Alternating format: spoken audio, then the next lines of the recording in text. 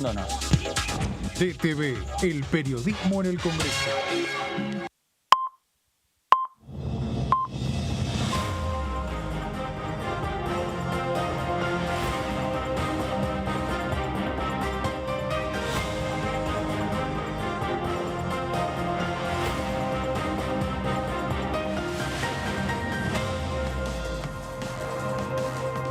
¿Cómo le va? Esto es la segunda edición por aquí por DTV, la segunda edición por Diputados Televisión, iniciando una semana en la cual empieza a haber también movimiento en esta Cámara de Diputados, donde se espera reunión de la Comisión de Educación a lo largo de esta semana, donde se espera también una asamblea legislativa para validar la elección pasada, la elección en lo que tiene que ver con la presidencia de la Nación y convocar ya a lo que va a ser el balotaje del próximo 19, la elección del 22 y convocar a la elección del 19 de noviembre para definir quién se va a hacer cargo de la República Argentina. Sergio Massa o Javier Milei, cada una de las fórmulas, y necesita tener este trámite también institucional que es la ratificación, la aprobación por parte de la Asamblea Legislativa que está convocada para esta semana. Y claro, obviamente vamos a seguir hablando también de las repercusiones que va dejando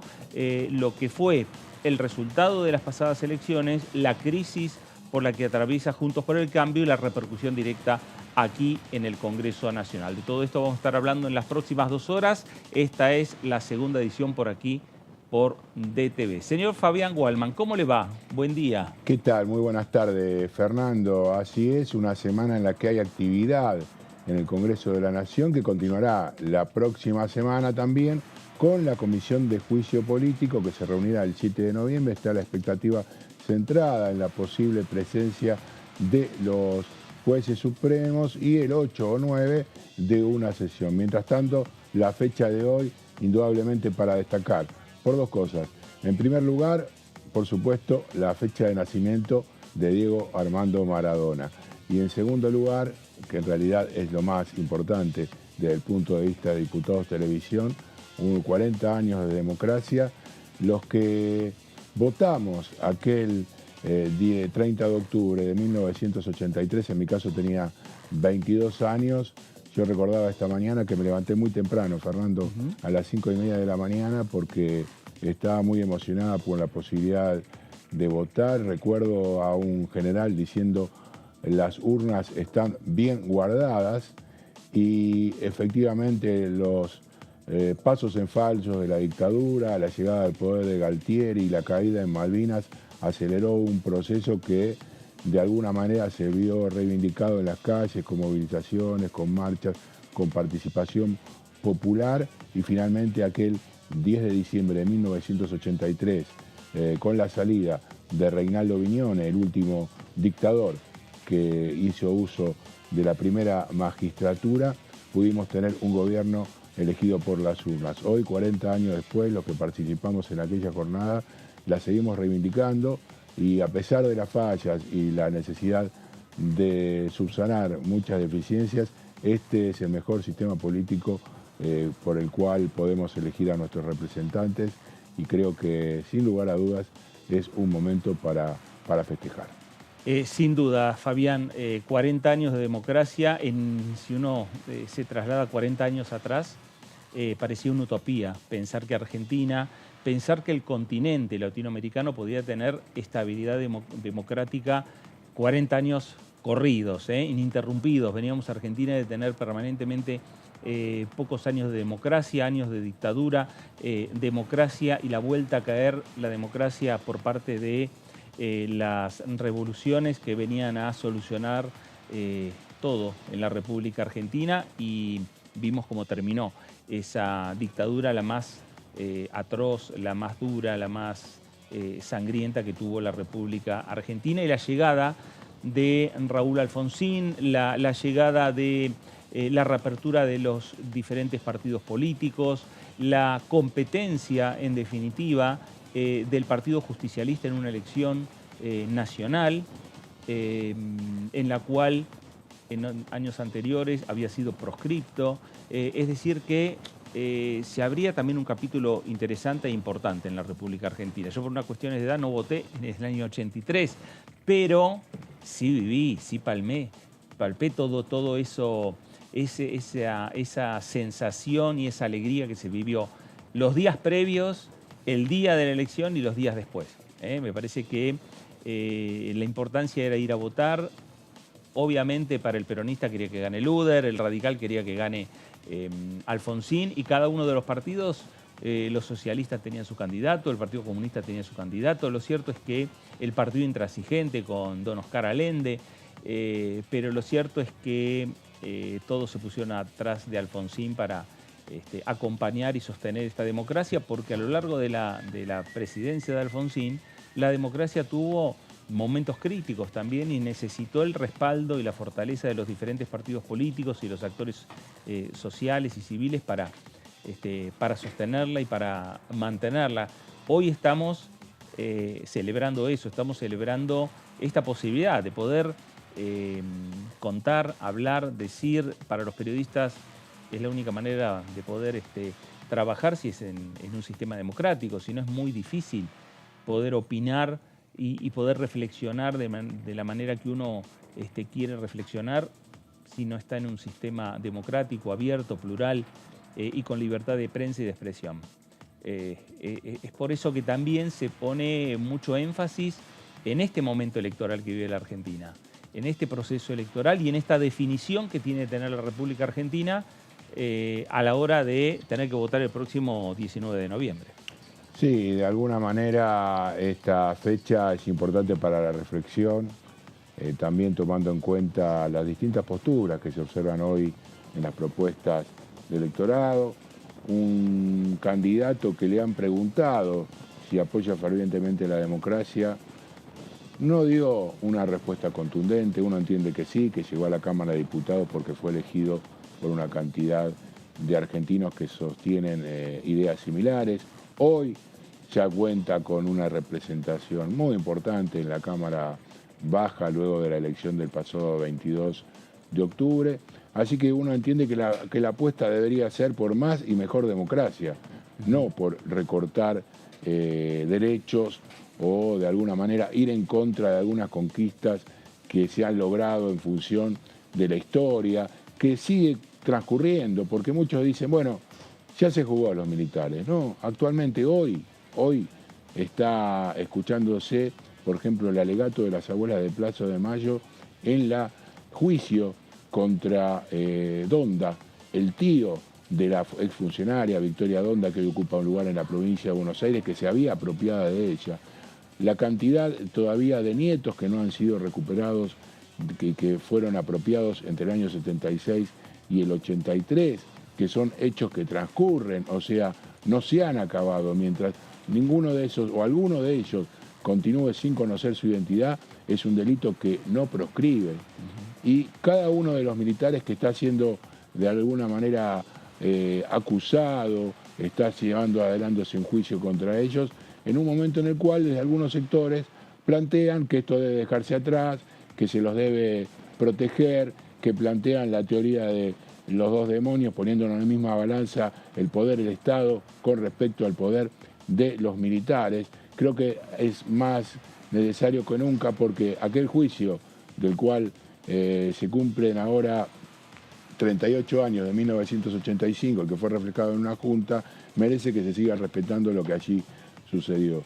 Así que para mí es una fecha para reflexionar y para evaluar y pensar bien el voto antes de decir, bueno, qué es lo que uno efectivamente va a elegir, me parece, Fernando. Bueno, hoy sin lugar a dudas todos los partidos políticos están celebrando esta fecha del 30 de octubre, 40 años de la recuperación de la democracia en la República Argentina. Veía en las redes sociales, en el Instagram de Horacio Embom, unas fotos de un joven Horacio haciéndole notas, por un lado a Alfonsín en plena campaña y por el otro lado a Luder. Ítalo-argentino. Ítalo-argentino Luder, los dos principales candidatos a presidente de la Nación. Y recuerdo que cuando ganó Alfonsín, en la semana en la cual se empezaba a pensar en un gabinete para el dirigente radical, para el presidente electo, Alfonsín propuso a Ítalo Luder que sea ministro de la Corte Suprema de Justicia de la Nación, que sea presidente de la Corte, en un gesto de unidad nacional, en un gesto de buscar y cerrar una etapa que vivió la Argentina de divisiones y empezar una etapa nueva, hablando de la unidad nacional. Algunas frases que hoy también se están hablando. Sí, algunas similitudes y paralelismos que se pueden trazar con ese momento, con inclusive algunos sectores hoy del radicalismo que, como el titular de la UCR, Gerardo Morales, que dijo hoy a la mañana, no puedo ser neutral en esta compulsa electoral. Inclusive gente del PRO que ha señalado una posición similar, el caso del futuro diputado que fue electo por la provincia de Buenos Aires, Nicolás Mazzot, provocando de alguna manera este corte dentro del partido Propuesta Republicana con el sector de Mauricio Macri, quien salió en los últimos días, pareciera hacer más campaña por Javier Milei, Fernando, de la que hizo efectivamente por Patricia Bullrich. Se lo vio en varias entrevistas radiales, televisivas, apuntando y sosteniendo al candidato liberal. Bueno, enseguida vamos a seguir hablando de esta fecha, de estos 40 años de recuperación democrática. Va a haber algunos eventos particulares que va a tener la Cámara de Diputados de la Nación, eventos que va a encabezar en algunos casos la propia presidenta de la Cámara, Cecilia Moró. Pero ahora nos vamos a nuestro móvil porque nos está llamando Gonzalo Solaberrieta. Gonzalo Solaberrieta. Gonzalo, buen día. Buen día, Fer, un abrazo grande para vos, para Fabi, allí en el piso. Sabés que los escuchaba y me acordé rápidamente que una vez en la facultad, estudiando periodismo, la carrera de periodismo deportivo, me tocó hacer un trabajo gráfico respecto a lo que significaba la fecha del cumpleaños de Diego Armando Maradona, que hoy estaría cumpliendo 63 años, y justamente en la misma fecha, el día en que se conmemora la recuperación de la democracia aquí en la Argentina. Y uno podía escribir cosas sueltas, ¿no?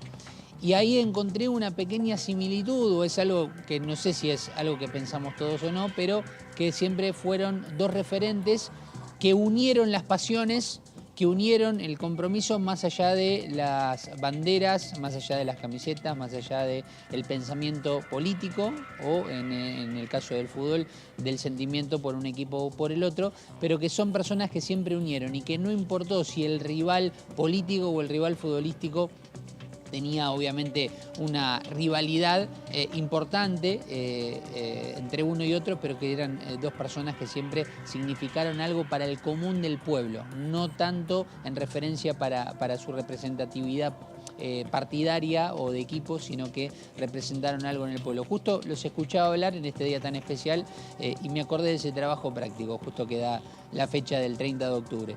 Pero bueno, ya yéndonos para lo que tiene que ver con la actividad legislativa aquí en la Cámara Baja, recién estaba chequeando a ver si teníamos alguna actualización, pero referido a lo que tiene que ver con la agenda oficial. Lo único que tenemos, Fer, Fabi, es la confirmación de esta reunión de la Comisión de Educación. 16:30 será la cita en la sala 2 del anexo C, una sala muy grande, ustedes podrán imaginar, no es la primera vez que se reúne la Comisión de Educación en dicha sala, pero en este caso habrá invitados que aún no se han confirmado de manera oficial, que seguramente iremos con el correr de estos 2 días seguramente anticipando. Esto será el miércoles a partir de las 4:30 de la tarde. Se pondrá en consideración el primer giro, la primera competencia que necesita el financiamiento educativo, un tema que ya ha tenido conversaciones en distintas reuniones que se realizaron a mitad de año con invitados muy importantes, entre ellos, bueno, Persic, el titular de la cartera educativa, que ha, por así decirlo, dado un respaldo, vino a dar un respaldo, a defender el proyecto y la importancia de este financiamiento educativo. Viene a actualizar la legislación actual referida a la materia educativa, viene a mejorarla aún más porque obviamente que el objetivo es apuntar de aquí a 7 años a un PBI del 8% destinado a esta rama tan importante como es la educación. Y al mismo tiempo también, por ejemplo, subir el piso de 180 días de clases a 190. por dar dos puntos relevantes que tiene esta iniciativa y que además tuvo el impulso en medio de la campaña también por parte de Sergio Massa. Esto es lo único que tenemos confirmado a la espera de lo que posiblemente sea un jueves de acción importante referida a lo que será bueno, ya con la renuncia presentada de la diputada Roxana Chala, del diputado Mario Leito, ambos de Tucumán, y de Claudio Poggi de San Luis, y la incorporación de sus reemplazantes para ocupar cada una de estas bancas mencionadas, que dejarán lógicamente después de lo que ha sido las elecciones en cada una de estas provincias y que han tenido o tendrán que asumir o ya asumieron, como es el caso de ayer en Tucumán, por ejemplo, sus cargos políticos en sus lugares. Claro. Por eso esperamos Chala, por la confirmación, Fer, de esto que será... Sí. Sí. No, que Roxana Chala asumió la Intendencia de San Miguel de Tucumán y Claudio Poggi va a asumir la gobernación en San Luis. Exactamente. Por eso mismo deben ser reemplazados aquí en la Cámara de Diputados para que personas que le seguían, digamos, en el orden del listado, en las elecciones por las cuales fueron electos allá por, bueno, recuerdo algunos de 2021, otros de otro mandato, pero para que puedan asumir en su banca.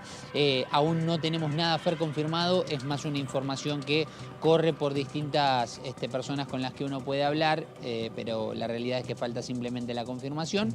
Y respecto a la agenda, esto puede ampliarse, hay que ver si se realiza alguna reunión de presupuesto y Hacienda para darle el otro giro que necesita este proyecto del financiamiento educativo, y ya para la semana que viene seguramente se va a confirmar esta semana la citación para juicio político el martes 7 de noviembre.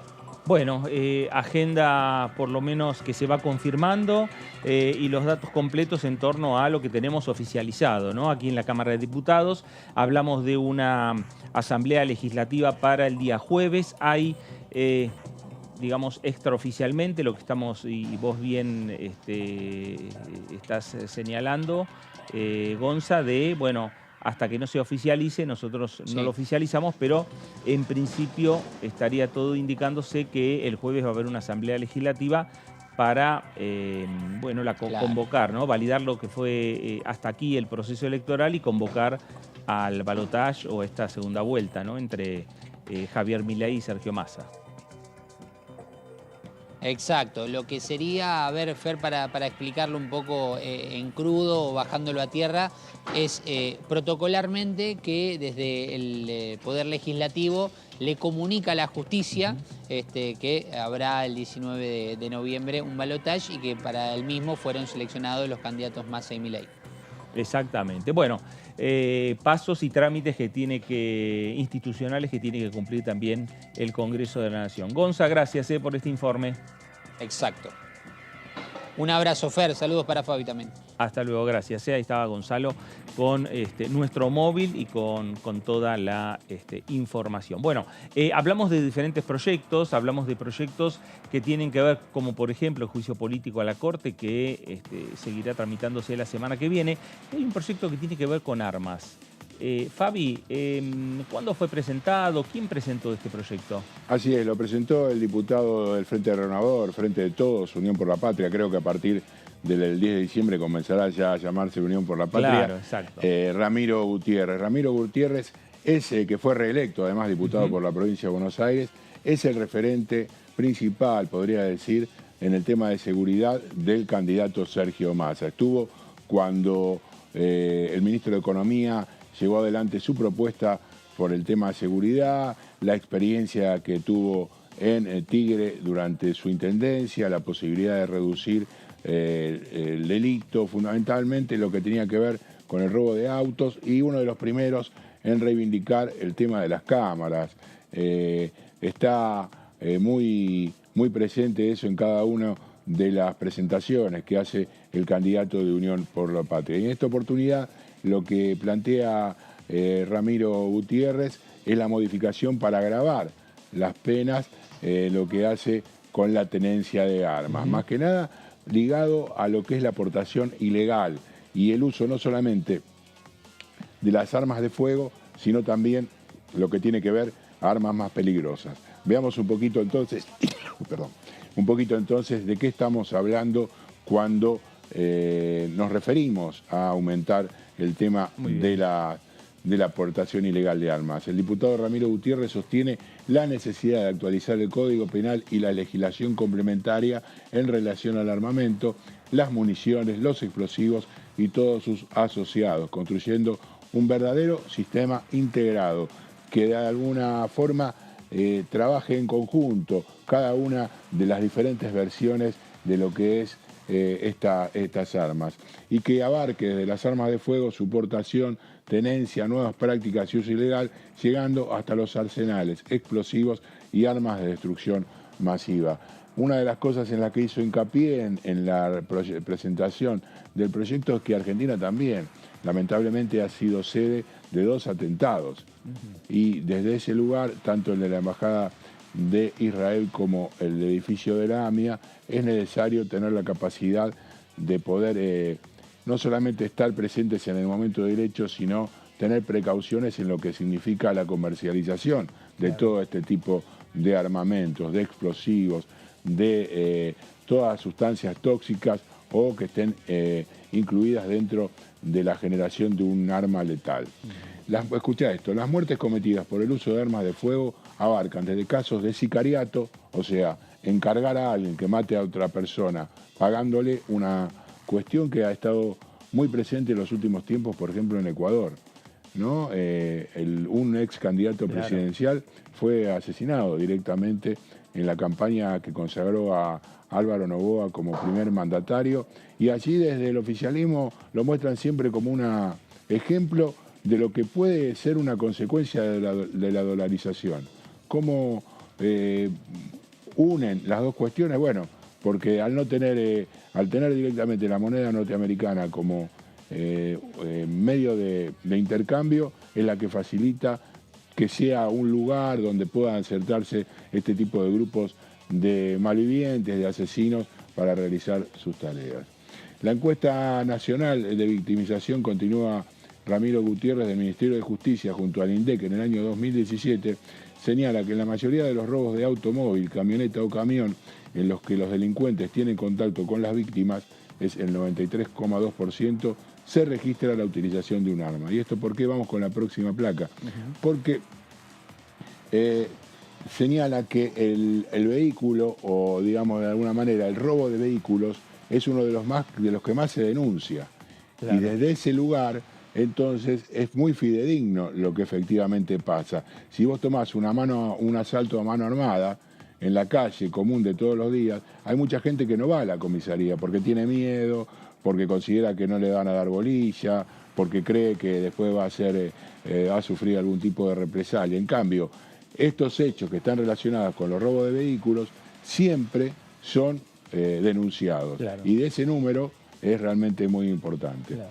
El número también es muy interesante. En 2019, dice Gutiérrez, había 1.618.877 armas registradas ante la Agencia Nacional de Materiales Controlados, esto es ANMAC, los que registran, donde uno tiene que ir a anotar en caso de quiera portar un arma legalmente, de las cuales el 84% pertenecían a civiles.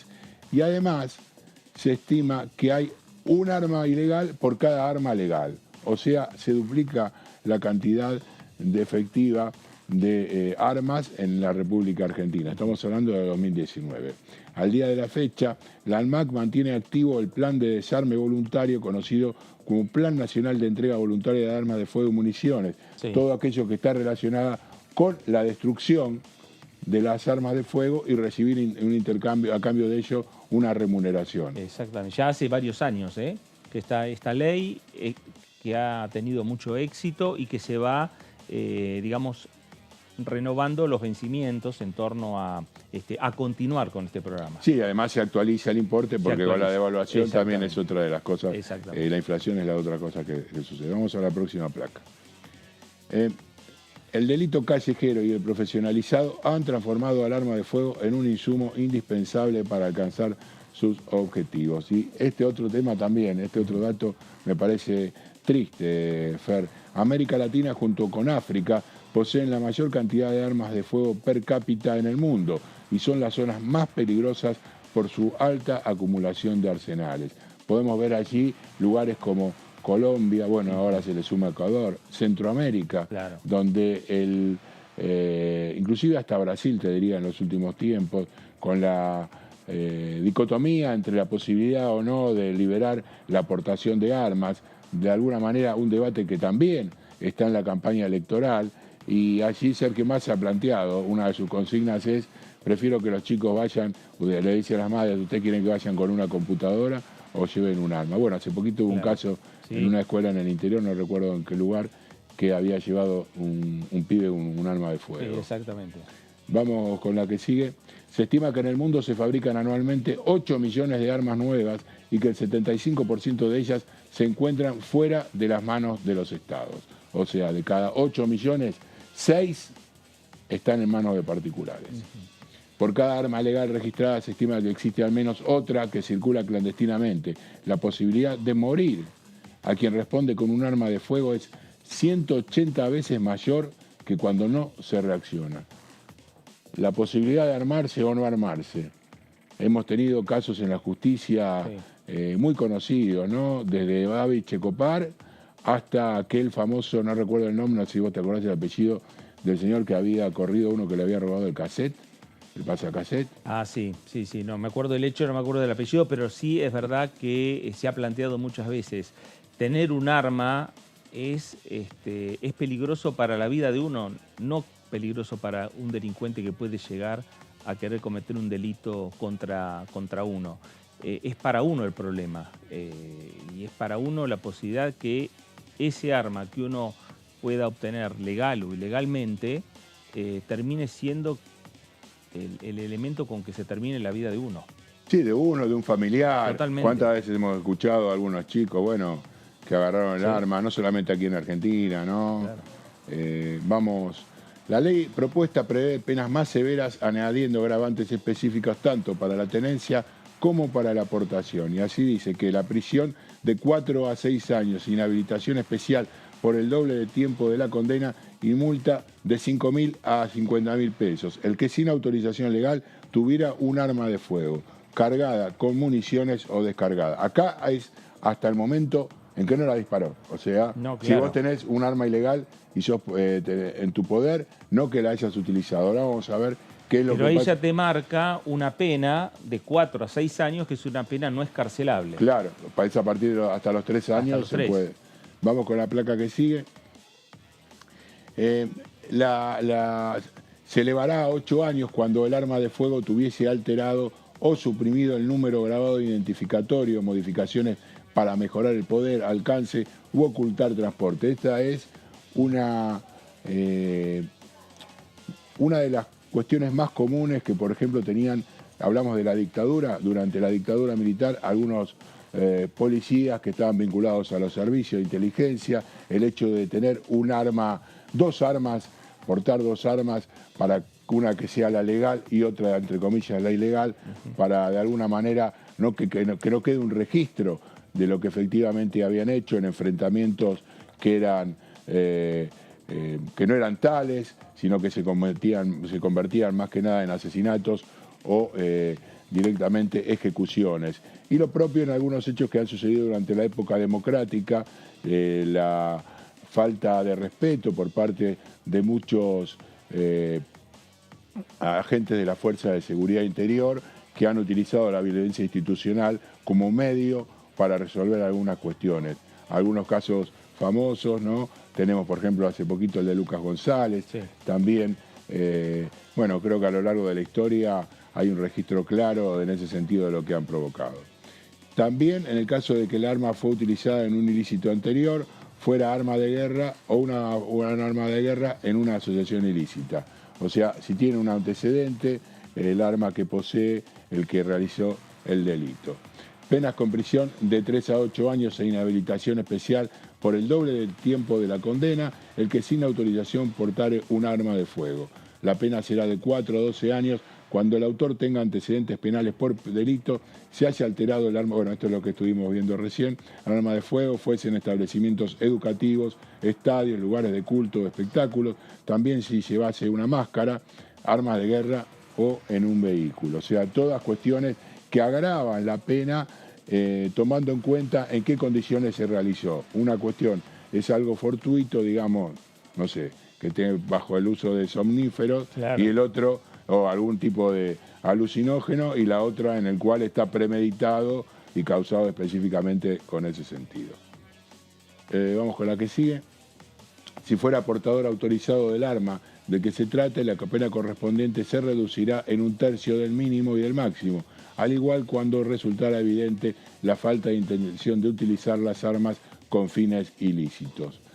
Con respecto a otro, si entrega a alguien un arma de fuego para cualquier acción, llevará prisión entre 1 y 6 años a quien no acreditara su condición de legítimo usuario, y de 4 a 10 si la entrega a un menor de 18 años. Si es su actividad rentada, o sea, si está dedicado a la seguridad, por ejemplo, Claro. de 4 a 15 años. El que acopie armas de fuego recibirá entre 4 y 12 años, y el que la fabrique, la misma condena, e inhabilitación perpetua y multa de 500.000 pesos. Las armas, muchas de ellas están conocidas como, por ejemplo, las famosas tumberas, o algunas, de alguna manera, que son sacadas de la circulación legal, les liman la numeración para que no sean reconocidas. Bueno, famosas algunas cuestiones, por ejemplo, que no están directamente ligadas, pero sí a la desaparición de municiones, Claro. al robo de algún arsenal. Todo ello está encuadrado dentro de esta ley penal, que lo que intenta es justamente actuar con más fuerza sobre un hecho consumado. Prisión de 6, el Registro Nacional de Armas llevará un registro de armas de guerra que comprenderá todo el material de esa naturaleza existente en el territorio de la Nación, con excepción del perteneciente a las Fuerzas Armadas. Y no sé si queda una más.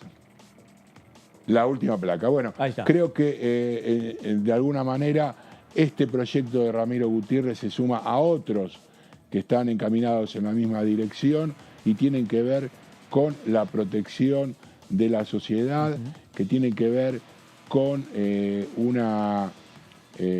un camino más transitado, más limpio. Ha propuesto también el que se opone a la venta de órganos, y lo dice explícitamente el diputado Gutiérrez, e inclusive fue el que trajo el proyecto tan discutido en los últimos días, que tiene que ver con la evaluación psiquiátrica y psicofísica de los candidatos a presidente de la Nación. En síntesis, me parece que es una buena medida que tiene que ver más que nada con una cuestión post cometido el hecho, y que lo importante sería es que se brinden todas las herramientas para que en la sociedad no alcancen esos extremos. Y eso que se hace, creo que lo único es con más derechos y con más justicia social y con más equidad, para que haya menos delincuencia, Fernando.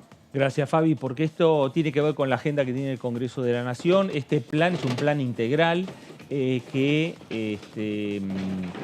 lleva este tema a lo que es la mesa de trabajo de los legisladores nacionales, el tema de la situación de la aportación de armas, el tráfico de armas, los delitos cometidos por armas de fuego. Bueno, un debate que se planteó y que apareció en esta campaña electoral, algunos tomando como antecedentes aquellas políticas llevadas adelante en algún momento por la campaña de Donald Trump en los Estados Unidos, y traer algunos de esos temas a nuestra campaña política, a nuestra campaña electoral, y la respuesta desde otro sector político, como es el de Unión por la Patria, de, bueno, tratar este tema, abocarse a este tema y tratar de discutirlo en el Congreso Nacional. Un plan integral que forma parte de la agenda que tiene el Congreso de la Nación. Veremos cuándo es el momento oportuno de tratar esta discusión. En una agenda acotada en lo que tiene que ver con los temas por los tiempos que quedan al Congreso de la Nación antes y previo a lo que es la renovación parlamentaria, parecería que todos estos temas, más allá de temas que no sean y que pasen por el presupuesto, quedarían para la discusión de el próximo año parlamentario, ya con la nueva renovación del Congreso Nacional. Pero bueno, lo cierto es que es importante tener ya este tema en lo que es la agenda, este proyecto en la agenda de trabajo de los legisladores nacionales. Hablamos que la agenda, claro, pasa por los números, pasa por el presupuesto 2024, y hay cierto acuerdo a partir de algún planteo que hizo en algún momento Javier Milei, que le envió una nota al ministro de Economía Sergio Massa, pidiéndole que el presupuesto se discuta después de las elecciones. Se discuta, en principio era después del 22 de noviembre, del 22 de octubre, pero como hay balotaje, me parece que los números finos se van a discutir después del balotaje. Pero sí hay un tema que empezó ya el Congreso a discutir, lo que es la conocida separata, que tiene que ver con aquellos beneficios tributarios que otorga el Estado y que por ende también no percibe el Estado Nacional. Y eso suma, en distintos aspectos, hacen un total de casi 5 puntos del PBI, 5 puntos del Producto Bruto Interno. ¿Qué es lo que hizo Economía por segundo año consecutivo? Le envía esa separata, le envía esos datos al Congreso Nacional para que el Congreso termine siendo quien rediscuta y defina si hay que hacer un reajuste en lo que tiene que ver con el presupuesto a partir de esa separata o en otras áreas del Estado Nacional. Pero lo cierto es que pone al Congreso en la discusión de buscar entre el Ejecutivo y el Legislativo un presupuesto equilibrado, números equilibrados para la República Argentina. Vamos a compartir diferentes opiniones respecto a la discusión que está dando por estas horas el Congreso Nacional y particularmente la Comisión de Presupuesto y Hacienda que encabeza Carlos Heller. El presupuesto 2024 es el tema que se viene en la Cámara de Diputados. Ya comenzó su debate. Tuvo el primer empujón a través de lo que fue una reunión de presupuesto y Hacienda con la presencia de autoridades como la de Raúl Rigo, secretario de Hacienda del Ministerio de Economía, y así como también tuvo la presencia y participación de Claudia Balestrini, quien es la subdirectora de Ingresos Públicos de la Cartera Económica. En la misma hubo un intercambio sobre lo que significa la separata, que viene en conjunto con la ley de leyes. ¿Qué es la separata? Es el análisis de diversos beneficios impositivos, de tratamientos diferenciales y de subsidios presupuestarios a las grandes firmas y corporaciones, lo cual significa un impacto negativo en las cuentas públicas, ya que esto genera una reducción en cuanto a lo que tiene que ver con la recaudación. Vamos a dar comienzo a esta reunión de carácter informativo de la Comisión de Presupuesto y Hacienda que hemos convocado para el día de la fecha a efectos de comenzar a analizar, en este caso, los contenidos de lo que se ha denominado la separata, que en oportunidad de la elevación del proyecto de presupuesto enviado por el Poder Ejecutivo para su consideración, se adjuntó a los fines de que este cuerpo pudiera considerar la viabilidad de utilizar algunos de aquellos recursos incluidos en la separata con el objetivo, reiterado incluso estos días por el ministro de Economía, de mejorar el resultado fiscal previsto en el proyecto de presupuesto, que como todos ustedes saben está previsto con un déficit de 0,9 del PBI y con el objetivo de apuntar a un presupuesto que dé un superávit del 1% del PBI. Y en ese sentido entonces se pone a disposición de, en este caso, la Cámara de Diputados como Cámara cabecera y en primer lugar de la Comisión de Presupuesto como así corresponde, todos los elementos para que podamos analizar, dado que todas esas cuestiones, incluidas en la separata, tienen que ver con diversos sectores, diversas actividades, diversas regiones, etcétera, etcétera, etcétera. Esta separata, decía, forma parte del mensaje que acompaña al proyecto de ley de presupuesto para el año 2024, que fuera remitido oportunamente para análisis de este honorable Congreso. Seguramente recuerdan ustedes también que esta separata también formó parte del proyecto primero y de la ley de presupuesto 27701, que es la ley de presupuesto de este año fiscal. Es decir, un primer elemento es el segundo año en el cual el Poder Ejecutivo insiste en la conveniencia, la oportunidad, la necesidad de reparar precisamente en el impacto del gasto tributario en las cuentas públicas y, como bien mencionó el señor presidente, fundamentalmente en el resultado fiscal. Nosotros, o el Poder Ejecutivo Nacional, ha remitido para el año 2024 un proyecto de ley de presupuesto cuyo resultado es compatible con este déficit fiscal primario para el sector público nacional en el año 2024 de 0,9% del PIB, un déficit primario de menos 0,9% del PIB para 2024. Es importante remarcar que cuando hablamos de gastos tributarios hablamos de una pérdida de recaudación, se resignan recursos fiscales, se transfieren recursos públicos hacia políticas públicas definidas. Es importante dejar claro este concepto de que todo gasto tributario tiene que estar ligado, básicamente fundamentado a una política pública. Dicho esto, podemos clasificarlos, como bien decía también el secretario de Hacienda, en dos grandes partes. Aquellos que están contenidos en la ley del gravamen, en este caso puede ser impuesto a las ganancias, impuesto al valor agregado, ya veremos también algunos impuestos menos renombrados, pero que también habría que revisar y que tienen que ver con impuestos internos, por ejemplo. Y otros contenidos en regímenes promocionales, ¿sí? Pero en ambos casos, tanto aquellos contenidos en la ley específica del gravamen o aquellos contenidos en regímenes promocionales siempre tienen una característica en común: su fundamento en una política pública. Como nosotros sabemos, todos sabemos, las políticas públicas van cambiando. ¿Pero por qué? Porque las necesidades van cambiando. En esta reunión de presupuesto y Hacienda que preside el diputado Carlos Heller y que se realizó el pasado miércoles 25 de octubre, hemos tenido la palabra y el intercambio y las consultas de distintos diputados y diputadas del oficialismo y de la oposición. Principalmente en muchos momentos, usted, presidente, se encargó muchas veces de hablar de la importancia que tiene el superávit fiscal. Creo que lo hizo en la última intervención cuando tratamos el tema IVA, si no me equivoco también, ¿no?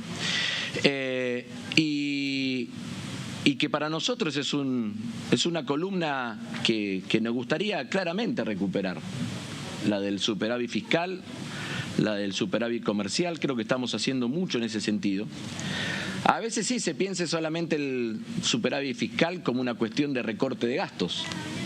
Y acá nos están haciendo una propuesta de ver cómo podemos contribuir a un mayor equilibrio del resultado fiscal de las cuentas públicas en la Argentina por el lado contrario, que es por cómo le elevamos el nivel de ingresos.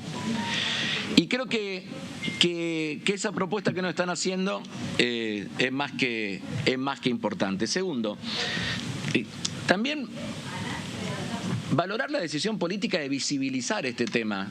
Acá hay varios que antes de ser diputados hemos sido asesores en el Congreso y que al menos yo de los 17, 18 presupuestos que me ha tocado analizar en distintos momentos, esto de sacar la cuestión de los gastos tributarios y de otros beneficios impositivos de el cuerpo tradicional que tenían, el lugar que tenían dentro de los fundamentos de la ley de presupuesto, dentro del mensaje, y ponerlo en el formato separata, me parece muy valioso. Porque sinceramente pasaba de largo este debate. ¿Cómo hacemos para el 40% de aquellos que no pagan tributo, tributen? Y en vez de pensar en una separata, empezar a ver cómo hacemos más equitativo en nuestro sistema tributario para que la Argentina recaude más y que sea producto de ensanchar la base de recaudación. Eso no lo discutimos nunca. Entonces, digo, Me parece bien esta reunión informativa, pero si queremos trabajar en serio en el presupuesto, más allá que yo comparto o creo, estoy convencido, que el presupuesto se analiza de manera integral. Primero también defino la política pública en función del gasto público y mis definiciones como política pública del gasto, y después veo los recursos para ver cómo financio. Y a partir de ahí genero un equilibrio con un criterio equitativo y solidario, cómo financio las políticas públicas que quiero definir en la ejecución del gasto. Ahora, claramente, si queremos hablar de política, hablemos, pero claramente la solución no pasa porque nosotros nos tiren la pelota para este lado y decir, definen ustedes. No, primero definen ustedes la política pública y nosotros veremos si acompañamos o no. Bueno, ahí estaban las diferentes posturas. Ahí lo escuchábamos a Víctor Hugo Romero, diputado del radicalismo de la provincia de Córdoba, que integra la Comisión de Presupuesto. Empezábamos viendo este informe de Gonzalo, que nos traía algunas palabras de Raúl Rigo, uno de los hombres que más conoce en el tratamiento del presupuesto nacional. Los diferentes ministros de Economía, no es un funcionario que haya traído Sergio Massa al Ministerio de Economía. Ya viene de diferentes administraciones, porque es un hombre, el licenciado Rigo, un hombre que conoce mucho, no solo la parte de números, no solo la parte impositiva, sino también cómo es el tratamiento del proyecto de ley de presupuesto, cuáles son los tiempos del Ejecutivo, cuáles son los tiempos del Congreso y cuáles son los tiempos entre sí, ¿no? Entre los dos poderes del Estado que tienen que, definir el rumbo de los números en la República Argentina. Por supuesto que estamos en un año electoral, por supuesto que el presupuesto en tiempo y forma tiene que ingresar al Congreso, 15 de septiembre. Después de ahí el Congreso tiene que ir viendo, o la política tiene que ir viendo cuál es el momento para empezar a discutirlo. Sí, tomamos en cuenta además una cuestión que hay que aclarar, porque lo que intenta Sergio Massa con esta separata, que después lo vamos a analizar más en profundidad, es llegar a un 1% sobre dejar el déficit atrás y avanzar con un 1% de superávit. Como vos bien decías, el conjunto de, en realidad, privilegios, ya podremos llamarlo a la mayoría de estos tributos que no abonan estos sectores que están incluidos dentro de la separata, alcanza al 5% del PBI. Y dentro de esa melange, de alguna manera, hay desde los jueces que siguen sin pagar ganancias, a los que esperemos no se les sumen aquellos que han ingresado en el 2017, que han sido en primera instancia beneficiados por un juez que dijo que era inconstitucional, que paguen ganancias, como así también, por ejemplo, propietarios de terrenos en el exterior o bebidas alcohólicas que pagan solamente el 10,5% del IVA para ser importadas, y un conjunto de rubros que han quedado a lo largo del tiempo y han recorrido mucha historia y que se han congelado de alguna manera y mantenido el status quo. Lo tiene que hacer por separado y no puede ir dentro del presupuesto, Fernando, porque es un mérito y una capacidad únicamente del Congreso Nacional reducir o aumentar las alícuotas. Claro. No la podía hacer directamente en el presupuesto. Y de allí que Sergio Massa haya dicho, bueno, nosotros mandamos una ley al Congreso que ya se aprobó en la Cámara de Diputados y falta que te trate en el Senado, como la de compra sin IVA, para recuperar y que los sectores de menores ingresos puedan tener más dinero constante y sonante en el bolsillo. ¿Cómo recuperar ese porcentaje del PBI? Bueno, a través de estos exenciones impositivas que tienen estos sectores que se han beneficiado a lo largo de los años. Lo mismo con el millón de trabajadores que han dejado de pagar ganancias. Claro. Todas cuestiones que pueden hacerlo temporariamente por decreto el Gobierno Nacional, pero si quiere que efectivamente se prolonguen en el tiempo, debe buscar la contrapartida del lado del debe. Tenemos la columna del debe y la del haber, el ingreso y el egreso de dinero para compensar lo que sale del haber del fisco, por ejemplo, que vuelve a los bolsillos de los trabajadores con respecto a las ganancias o con respecto al tema del IVA. Desde la oposición, bueno, fijan algunos cuestionamientos. Hay sectores que ya se han mostrado proclives a acompañar, como por ejemplo lo hizo el diputado de Evolución Radical, Emiliano Jacobiti, que dijo justamente él que eliminar privilegios es una posibilidad, y habrá que ver qué actitud toman en ese sentido otros sectores más refractarios cuando se trata de eliminar privilegios de esta característica, como han sido los del PRO o algunos otros sectores del radicalismo.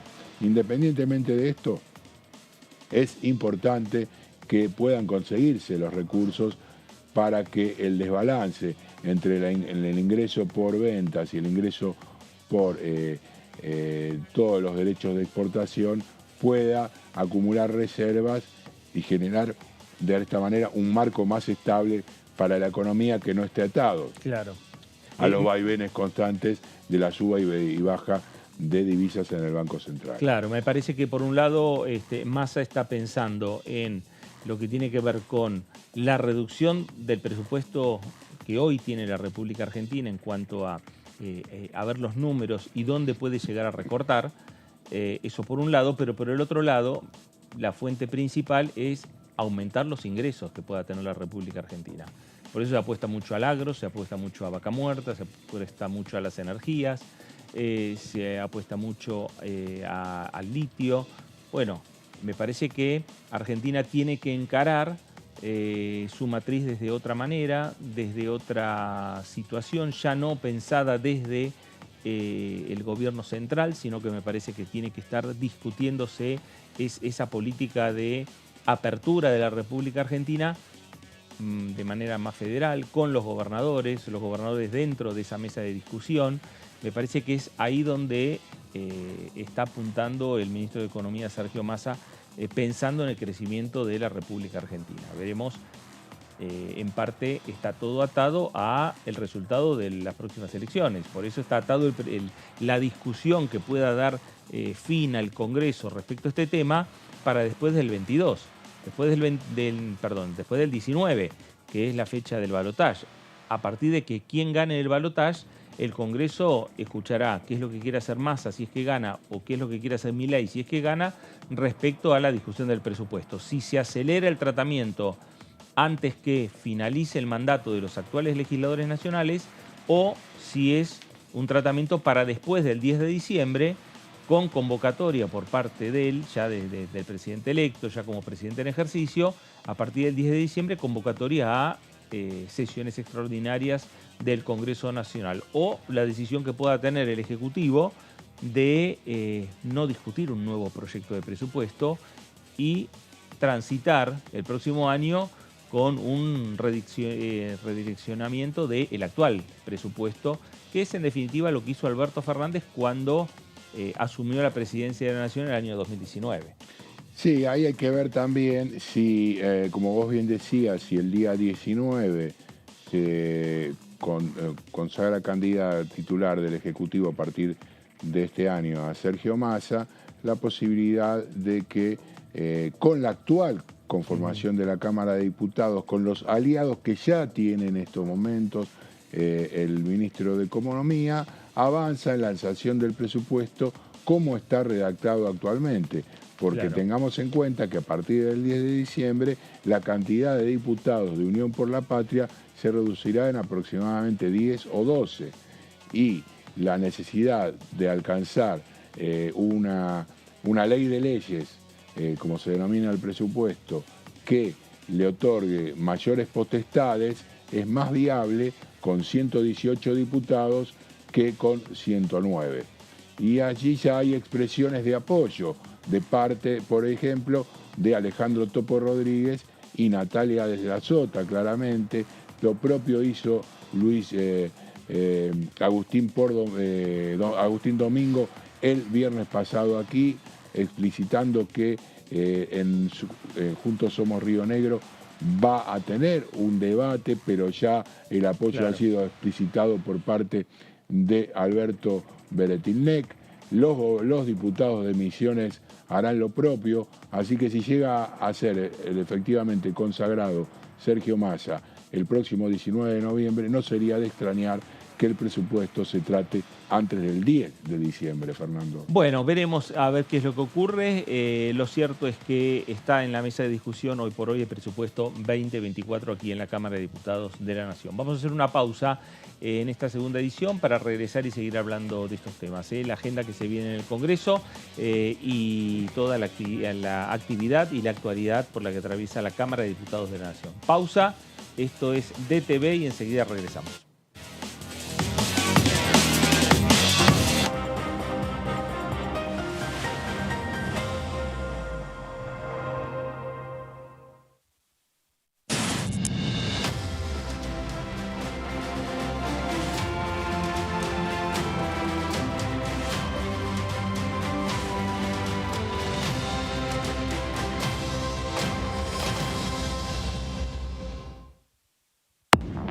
¿Cómo le va? Esto es el análisis. Estos momentos tan delicados del país se resuelven con más democracia, con más institucionalidad y mayor derecho, no restringiendo derechos. Y entonces, me parece muy bien que hayamos bajado el impuesto a las ganancias de la cuarta categoría, la eliminación del IVA para un sector importante de la sociedad. Nosotros participamos esta vuelta en vez del lugar oficial, digamos, la sede central, lo hicimos en la sala pública. Nos sumamos a la Noche de los Museos. De hecho, se cortó la calle Hipólito Yrigoyen con el bibliomóvil. También estuvo puesto en forma universal. Hubo más de 20.000 visitas, según el número que tengo hoy. DTV, el análisis, de lunes a viernes.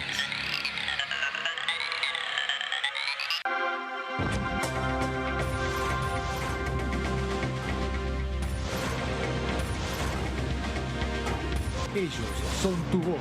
En DTV, el resumen. DTV, el periodismo en el Congreso.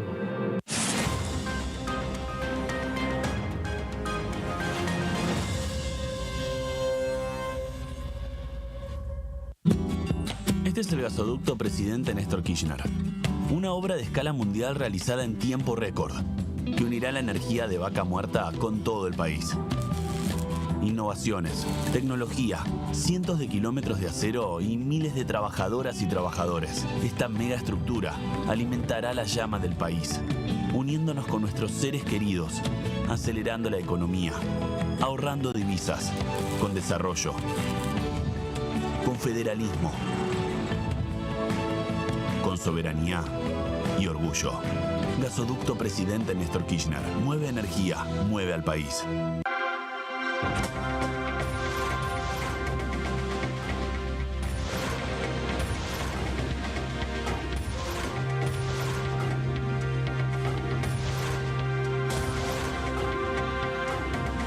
Ellos son tu voz. En la segunda edición. DTV, el periodismo en el Congreso. Hola, ¿cómo están? Bienvenidos, bienvenidas. Tercera edición de DTV.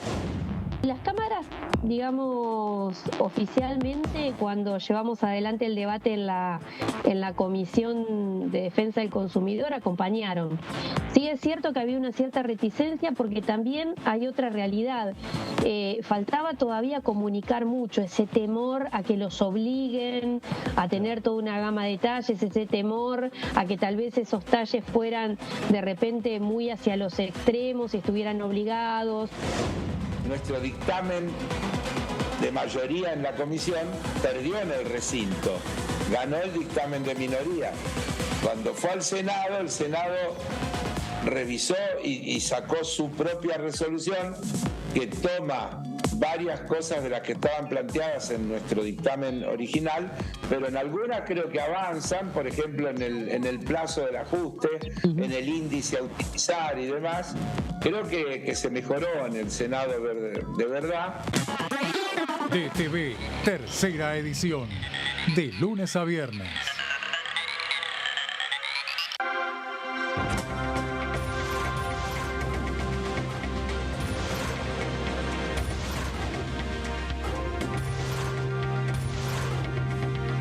Ellos son tu voz en la tercera edición. DTV, el periodismo en el Congreso.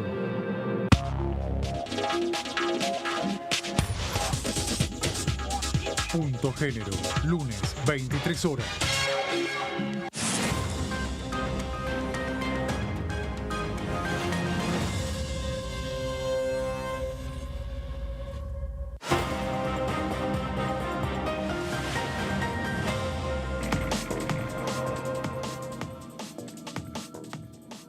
Muy bien, regresamos a esta segunda edición por aquí por DTV, segunda edición por Diputados Televisión, analizando no solo la agenda que se viene en el Congreso, también la agenda que está transitando la política por fuera de este Parlamento Nacional, que sin lugar a dudas tiene una repercusión en el Congreso de la Nación, en la Cámara de Diputados, y transitando también los tiempos pensando en el balotaje del próximo 19 de noviembre, la definición política en la República Argentina.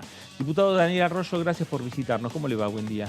Buenas tardes ya. Buenas tardes y un gran gusto. Bueno, la campaña sigue, la situación a partir de lo que fue la elección y las repercusiones que ha tenido principalmente en la oposición, más que en el oficialismo, pero lo cierto es que todo que lo que sucede fuera del Congreso también repercute acá. Sí, claramente, estamos en un tiempo bien de definición del próximo presidente de la Argentina, nos quedan 3 semanas nada más. Objetivamente, me parece que ha mejorado mucho la campaña de Sergio Massa, se ordenó mucho más después de la paso a la elección general. Yo veía venir que se estaba dando vuelta la cosa y que iba a sacar algún punto más de diferencia, me parecía, por lo que veía, escuchaba y hablaba con encuestadores, no pensé que la diferencia iba a ser de 6 puntos verdaderamente, y creo que en el balotaje se definen 2 caminos. Un camino es hacer un cambio con equilibrio, es decir, transformar la escuela secundaria, transformar el sistema de crédito, reformular los programas sociales, reformular el modelo de desarrollo económico, pero con equilibrio, con racionalidad. Otro camino es dinamitar todo y hacerlo lo bestia. Me da la impresión de que va a primar la racionalidad y que Sergio Massa va a ser presidente. Massa planteó, y hay otros actores que también han planteado, si se puede hacer un gobierno de unidad nacional en la Argentina. Sí. Primero, yo creo que Massa tiene en su ADN el diálogo y la idea de unidad nacional. Lo ha hecho en los distintos lugares que ha estado. Y segundo, no veo de qué otra manera se puede gobernar Argentina. Nadie va a tener el 70% de los votos, nadie va a tener una mayoría amplia en el Parlamento, claramente. Requiere de consensos fuertes. No solo hay que hacer otras políticas públicas, sino otras leyes. Eso va a repercutir acá, se van a tener que debatir temas profundos, estructurales para mí. Y yo no veo, es un convencimiento de Sergio Massa, pero más allá de eso yo no veo de qué otra manera alguien podría hacerlo. Estoy convencido que no solo que va a haber gente de distintos partidos políticos que va a formar parte del gabinete o del gobierno o de las distintas áreas, sino que eso se va a ver reflejado en el Parlamento.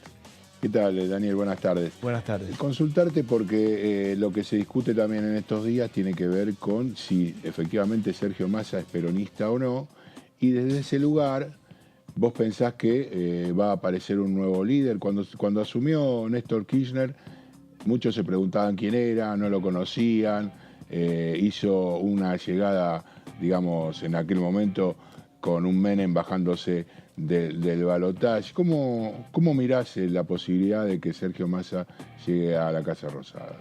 Primero, yo creo que ha quedado claro en la Argentina que necesitamos que el líder político sea el líder de la gestión, las dos cosas a la vez. Que quien conduzca el gobierno sea el líder de su espacio político y organice la gestión en función de sus ideas. Quedó claro eso que es necesario y Sergio Massa va a hacer eso, no tengo ninguna duda. Viene una tradición peronista fuerte Sergio Massa, ha formado y ha fundado el Frente Renovador. Nosotros en el Frente Renovador durante un largo tiempo fuimos la ancha avenida del medio, usted construyó otras ideas, otros modelos. Así es como va a gobernar, no tengo ninguna duda, pero tengo claro que va a liderar. Entiendo que en países donde no hay que hacer cambios muy profundos, puede ser que el líder político no sea el líder de la gestión y sean cosas separadas. En países donde hay que transformar tanto como el nuestro, se requiere de concentración de poder y objetivamente eso va a ser. Yo veo que de hecho la sociedad está buscando también a alguien que lidere el proceso. Lo va a hacer articulando con todos, trabajando con todos, con otros espacios políticos, pero no hay duda que quien va a conducir y quien va a liderar va a ser Sergio Massa. En el último el último fin de semana Sergio Massa estuvo en Tucumán. En uno de los eventos que tuvo recitó el preámbulo, como lo hacía en la campaña Raúl Alfonsín. Hoy se están cumpliendo 40 años de la recuperación de la democracia. ¿Cómo vive este momento y cómo lo vivió hace 40 años?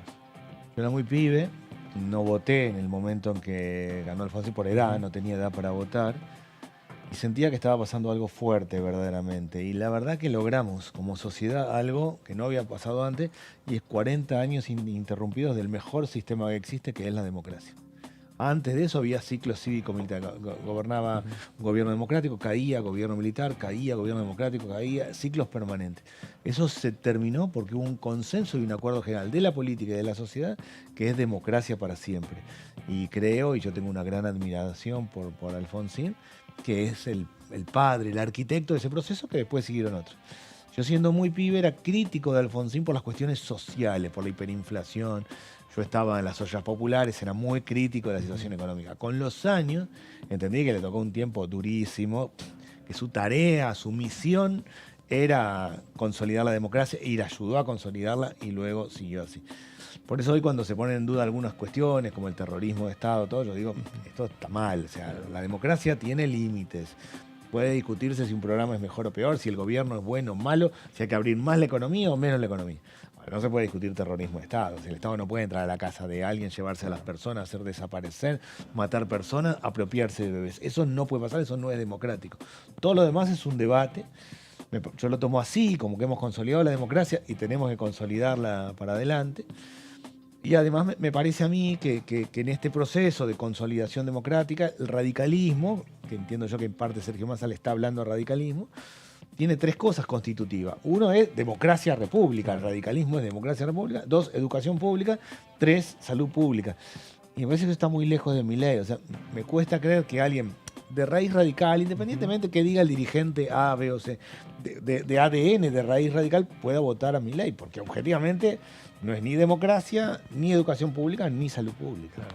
Y desde ese lugar, bueno, el debate que se está dando en la Cámara de Diputados con algunas leyes que han aparecido en el último tiempo, la línea política de Sergio Massa, me decían en estos días que probablemente inclusive haya otra medida económica previa al balotaje. ¿Cómo evaluás estos últimos tiempos con 2 sesiones, con leyes aprobadas, con la discusión este miércoles de la Ley de Educación 2030, la posibilidad de que haya una sesión la semana próxima? Primero, evalúo que el Parlamento estuvo a la altura estas últimas semanas, no solo porque sesionamos permanentemente y yo hincho todo el tiempo que hay que sesionar, sino porque fueron leyes estructurales. Lo de ganancias es estructural. La idea de que el trabajo no es ganancia, que quien trabaja no tiene que pagar ganancias como trabajador, es estructural y un cambio por ley profundo. Lo de la devolución del IVA, diría yo, es más estructural aún, porque la comida le tiene que salir más barato al que menos tiene, de una regla básica de un país que produce alimentos, se logró aprobarlo en la Cámara de Diputados. Lo de educación, este miércoles, yo soy vicepresidente de la Comisión de Educación, este miércoles tenemos también comisión, se pasa del 6 al 8% el financiamiento educativo, quedaría 6,5% del PBI para lo que sería el sistema escolar, ¿sí? Jardines de infantes, primaria y secundaria, y 1,5% para el sistema universitario. Se duplican el nivel de inversión en el sistema universitario. Este miércoles vienen gobernadores, vienen estudiantes. ¿Vienen gobernadores? Vienen en principio gobernadores y vienen también Centro de Estudiantes, federaciones estudiantiles, a plantear su punto de vista. Es lo que nosotros llamamos una sesión informativa. Y en los próximos días tendríamos que ir y votarlo en la comisión. ¿Lo van a votar antes de la sesión? No lo sé, porque no sé cómo será la agenda, pero la verdad que estamos ya llegando a la última etapa de sesiones informativas. Ya tuvimos 2 sesiones informativas previas. Este jueves tenemos sesión, pero es una sesión básicamente solo para convocar al balotaje. O sea, es muy acotada, muy administrativa, pero es el paso que tenemos que dar. Bueno, son leyes estructurales, como también lo plantear el previaje como ley, a mí me parece que es relevante, porque el turismo es uno de los ejes estratégicos de desarrollo económico, y promover el turismo interno y promover que haya un movimiento económico para que si alguien viaja se le devuelvan parte de los recursos, que lo vuelque nuevamente en recorrer un país que tiene 6.000 kilómetros de distancia. Me parece que así como el Parlamento en la primera parte del año o casi todo el año hubo poco debate, poca discusión, poca labor concreta. En las últimas semanas fue bien interesante. Claro, y bueno, y además llamó la atención que cercanos ya a la elección estén discutiendo y que estén debatiendo y que haya sesión en diputados, en el Senado. Bueno, es que tenemos que lograr finalmente que haya sesión todas las semanas. Claro. Esa es mi opinión, esa es mi mirada, y así se aprobarían un montón de leyes que están dando vueltas sin aprobarse en las comisiones y que tienen consenso absoluto. O sea, gran parte de las leyes que yo veo que se discuten son leyes de consenso general. Son pocas las leyes que son de un quiebre blanco-negro. Claro. Bueno, si lográramos tener sesiones todas las semanas, se podrían aprobar. La verdad que en el último tiempo hubo como cosas estructurales. No sé si habrá una sesión, o sea, tenemos esta sesión este jueves por el tema del balotaje. Sí, la Asamblea Legislativa. La Asamblea Legislativa, pero digo, es como muy puntual. Pero entiendo yo que no sé si habrá, espero que sí, que pueda haber una antes del 19 de noviembre. Y después sí, habrá que dedicarse a tratar el presupuesto. Ya con un presidente electo, habrá que dedicarse fuertemente a tratar el presupuesto. ¿Qué ley o qué proyecto suyo queda pendiente? A mí me quedan pendientes tres que para mí son fuertes. Uno es una reforma profunda de la escuela secundaria. Para mí es mi proyecto de ley o el de otro, pero hay que reformar. Esta escuela secundaria no nos lleva al siglo XXI, hay que hacer otra. Mi proyecto hace que la escuela secundaria sea más flexible, más moderna, que incorpore robótica, tecnología, informática, que se elijan materias, que se puedan elegir materias, y ir al sistema dual y vincular escuela y trabajo los 2 últimos años. Ese es uno. Un segundo que a mí me preocupa mucho es el endeudamiento de la familia. Yo creo que hay un problema de la gente de plata. Toma crédito en cualquier lado, al 400% de interés anual, porque está todo caro, porque hay inflación. Entonces, ese problema serio del endeudamiento, yo propuse crear un sistema de crédito no bancario a tasa baja para desendeudar a la familia. Lo tiene gran parte de América Latina, no es que estoy inventando ninguna genialidad. Gran parte de los países de América Latina tienen sistema de crédito no bancario. Lula, que lleva 10 meses de gestión, ya hizo un programa de desendeudamiento. Esa es una segunda ley. Y una tercera, que es crear 400 mercados centrales. O sea, el mercado central es el espacio donde el productor le vende directo al consumidor. O sea, el productor va, vende de manera directa, baja el precio. Hoy el tambero saca el litro de leche 100 pesos, termina en 450 la góndola.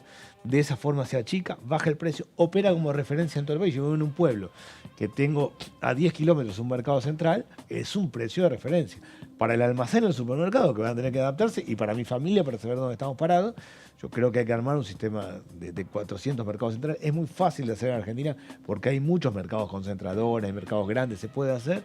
Esas 3 leyes yo espero que puedan formar parte del debate. Entiendo que no va a pasar este año, pero sí del próximo año con un nuevo gobierno. No sé si vas a estar o tienen los planes en la cabeza en caso de que sea presidente Sergio Massa. Vos sos del Frente Renovador, sos un referente, fuiste ministro de Desarrollo Social en la primera etapa del gobierno de Alberto Fernández. ¿Cuáles son los puntos más importantes, a tu entender, que debería empezar en los primeros 100 días que se dice son que tiene más impulso, más potencia? Ahora se le agregan otros 100 prácticamente porque son, en caso de que sea triunfador, desde el 19 de noviembre hasta el 10 de diciembre, bueno, menos, 30 días, pero ¿cuáles son los puntos centrales en los que debería apuntar su gobierno desde el sector que vos bien conocés? Yo primero creo que debemos estabilizar el precio de los alimentos. La principal política social hoy es estabilizar el precio de la canasta básica de alimentos. Son 1.900 productos. Nosotros, las familias en Argentina, consumimos 1.900 productos. Tenemos que lograr estabilizar eso. Para mí hay un primer elemento clave. Sergio Massa ha tomado la macro y la ha llevado y la ha sostenido. Bueno, ahora viene el tema del precio de los alimentos. Si nosotros logramos estabilizar, darle un sendero claro al precio de los alimentos, eso va a permitir recuperar ingresos, porque yo voy a saber cuánto me alcanza, de qué manera, desendeudar en parte a las familias con otros mecanismos, generar una política de baja de la inflación sostenida en otras áreas. Yo creo que primero, para mí, como que es el mandato de la sociedad, es ese, y segundo es rearmar un esquema macroeconómico que tiene dificultades, pero con los 46 millones de argentinos adentro. Acá no se trata de dinamitar. Está claro que hay problemas serios y el mandato, en mi opinión, que va a tener Sergio Massa como presidente, no es seguir haciendo lo que está haciendo, sino encarar otros cambios. Pero cambios equilibrados, ordenados, como este esquema de precios de los alimentos, como la reforma de la escuela secundaria, como la reforma de los programas sociales. Yo creo que hay que ir por ahí y que hay un tiempo en la primera etapa de gobierno que permite sentar las bases. No es que la reforma de la escuela secundaria uno la hace en 50 o en 70 días, pero fija las bases, lo orienta, lo organiza y lo lleva adelante. Lo mismo con la canasta básica de alimentos, lo mismo con el tema de crédito. Sí, mi impresión es que la sociedad, creo yo, le va a decir o le va a votar a Sergio Massa diciendo tenemos que hacer un cambio equilibrado, ordenado, entendemos que hay que hacer un cambio, pero no dinamitando todo, pero sí un cambio de verdad. Claro, y es verdad también que la sociedad a los gobiernos le da menos tiempo. Le da menos tiempo. Primero, todos estamos informados de lo que queremos rápidamente, hay otras reglas, hay una sociedad agobiada que no le alcanza, que no llega, que la tiene complicada, claramente una sociedad agobiada en la Argentina y muy preocupada. Yo creo que la sociedad se debate en un esquema en donde quiere encarar otras políticas, quiere hacer otras cosas, siente que habría que aprobar de otra manera, pero no quiere un salto al vacío. Y eso le está dando la oportunidad a Sergio Massa de ser ese cambio equilibrado. Pero sí, la idea del cheque en blanco, de que los gobiernos tienen una etapa larga de luna de miel, yo ya no la creo, pero en ningún lugar. La sociedad vota, mira y dice me gusta o no me gusta. El mandato, creo yo, que va a dar en esta elección es de un cambio con equilibrio, pero un cambio. Y ese cambio, digamos, a ver, hoy se está planteando una disyuntiva entre dos propuestas, hay una discusión permanente, hay un hastío de cierta parte de la sociedad hacia, como entre comillas dicen, lo mismo de siempre. ¿Vos te sentís parte de esa casta política de alguna manera a la que hacen referencia continuamente desde la oposición? No, yo vengo del ámbito académico, entré y salí de la política en distintos momentos, hice siempre lo que tenía que hacer, cuando era ministro, laburé de ministro, cuando soy diputado, ahora laburo y hago leyes, he entrado y salido permanentemente, no me siento parte de la casta en términos de alguien que vive permanentemente de la política, yo entro y salgo con distintas actividades. Sí entiendo el cansancio, sí entiendo que la sociedad está agotada, cansada, que siente que hay que hacer otra cosa, y sí entiendo que para mucha gente en la Argentina es como el día de la marmota, uno se levanta y vuelve a pasar lo mismo permanentemente. Yo me recibí de licenciado en Ciencia Política en los 90, estudié en la Universidad de Buenos Aires, un pibe que estudiaba, anotaba, estudiaba bastante. Y anotaba en un cuadernito todo lo que iba aprendiendo de los distintos profesores. El día que me recibí, anoté lo que yo había entendido, tenía 23 años, eran los 3 problemas más graves de la Argentina, que eran la restricción externa, ¿sí? Que cuando no hay dólares hay crisis. La inflación y la crisis de representación. Son básicamente los mismos problemas que tenemos hoy. O sea, claro, hay un problema estructural, profundo. Más allá de la persona A o B, hay un problema estructural. Eso que yo anoté siendo un pibe, que había aprendido de cursar 4 o 5 años en la universidad, en esencia, en términos generales, hoy tenemos problema de dólares, tenemos problema de inflación y está quebrada la relación de la sociedad con la política. Bueno, me parece que por eso el mandato es tan claro de generar un cambio fuerte. Entiendo a quien vota enojado, porque dice esto no va, no me alcanza, no llego, no tengo nada que perder. Muchos de los que votan enojados también en el último tiempo han dicho, bueno, pero tampoco la locura, digo, tampoco un salto al vacío, pero el mandato es de una transformación fuerte. Yo creo que es un tiempo de pasar de pantalla, de generar otras políticas públicas, otras ideas, otras miradas de lo que hay que hacer claramente. No hay que seguir haciendo lo que se está haciendo, de construir otras ideas y otras políticas públicas. Yo creo que realmente el mandato que va a tomar la sociedad es otra cosa, equilibrado, ordenado, no dinamitando todo, no a lo bestia, pero sí otras políticas. Se vienen otros tiempos para la Argentina, se viene un tiempo, algo estábamos conversando al principio, se viene un tiempo en la cual en el Congreso van a tener que buscar consenso todos los bloques políticos. Son tan importantes el bloque de Unión por la Patria, que va a tener más de 100 diputados, como, habrá que ver de qué manera queda Juntos por el Cambio, pero con sus 90 diputados, o el de Milei con 38, o la izquierda con 5. Absolutamente, y además creo que ese proceso es el que vino para quedarse en la Argentina. Los próximos 4 o 5 gobiernos van a ser así. Nadie va a tener mayoría amplia, absoluta. El sistema político tiende a diversificarse y va a ser un ejercicio permanente.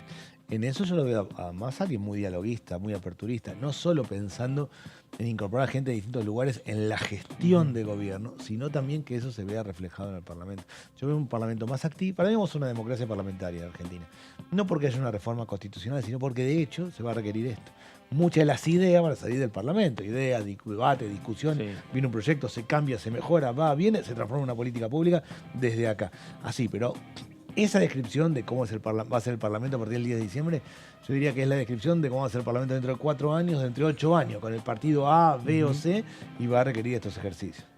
Y sí, me parece que Massa, yo también me siento parte, y otra gente, formamos parte de una generación muy dialoguista, o sea, que dialoga permanentemente entre distintos espacios políticos, que no ve las cosas en términos de grieta, blanco, negro.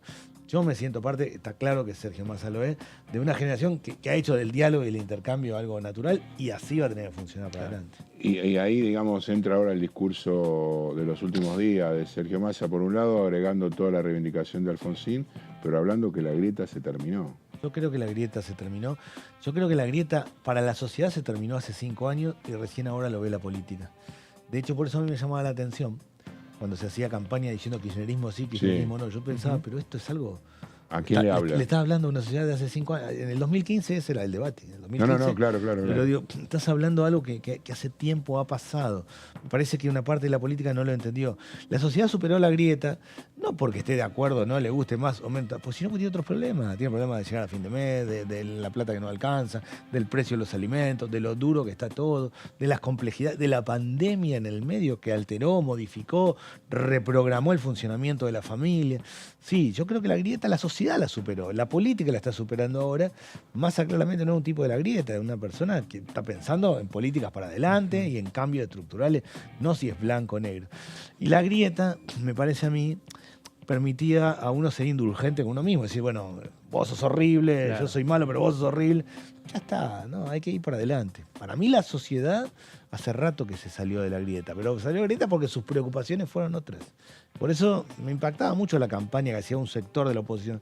Yo decía, o yo estoy equivocado o esta gente está viendo mal la realidad. ¿Y lo tome ahora Milei en esta última de la campaña? No, entiendo. Primero, entiendo la lógica de que en el balotaje el que sale segundo tiene que aliarse con el que sale tercero para sumar más votos. Eso es de pura matemática, lo entiendo. Puede salir bien o mal, no es la política matemática, pero en cualquier lugar del mundo el que salió segundo quiere hablar con el que salió tercero para poder coordinar. Sí.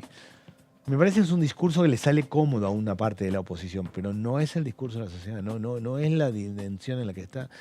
Yo no veo que nadie en su cabeza funcione en términos de kirchnerismo o antikirchnerismo. Sí funciona en términos de lo que salen los precios, de las cosas como tan complicadas, ¿no? Si hay vacante o no en las escuelas, si alcanza o no alcanza, o si se puede funcionar así o hay que hacer otra cosa.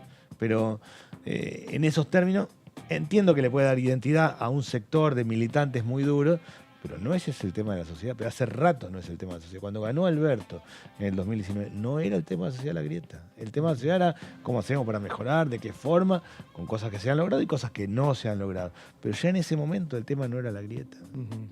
La gente mismo la sociedad está trayendo este tema hoy de decir a los políticos, terminen con la grieta. Es que la sociedad está 3 pasos adelante de la política. La sociedad superó la grieta hace rato. ¿No? El funcionamiento de la vida cotidiana en un barrio o alguien de clase media no es la grieta, no es la grieta.